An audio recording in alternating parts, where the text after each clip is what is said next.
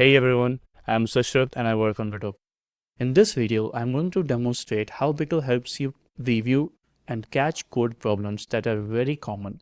For example, I have this memory leak.java file here where I have created a Java service to show you how memory leaks often happen.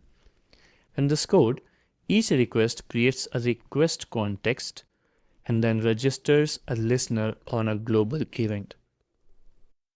Here, event bus.register listener. Now, this listener captures a certain CTX object, and since I never unregister it, every single request context stays in the memory forever. And this is an unintended object retention problem in Java. So I raised a PR and ran Bito's AI code review agent to review this. So this is from 48 minutes ago. In the actionable suggestions here for memory leak.java file, we have memory leak in event listener. Let's see what's that. So Bito says critical memory leak.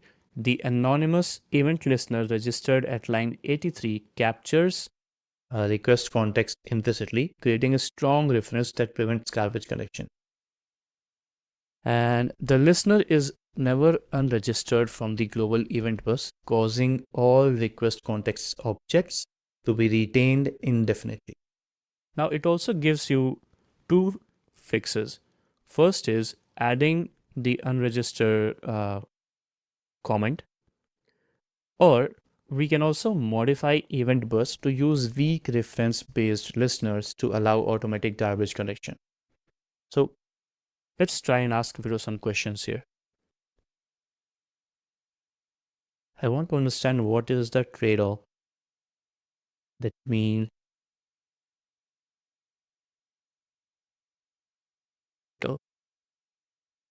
between number 1 and 2. Let's see what Bito says. So Bito says using eventBus.unregister provides more explicit lifecycle management and predictable behavior. Okay. Whereas a weak reference-based approach automatically cleans up unused listeners but might lead to inadvertent early garbage collection.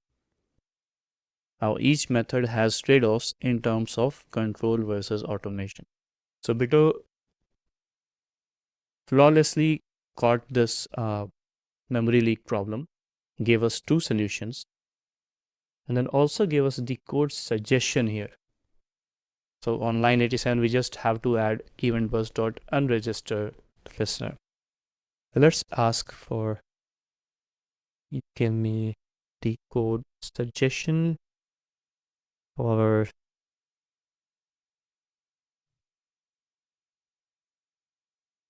coin. Okay, now for the second fix, I asked Bito to give me the code suggestion, and here it is. This approach ensures that if a listener is no longer used elsewhere, its weak reference will allow it to be garbage collected. Pretty cool, right? So this is how Bito catches common code problems in Java, Python, HTML, CSS, JavaScript, and across more than 20 plus programming languages.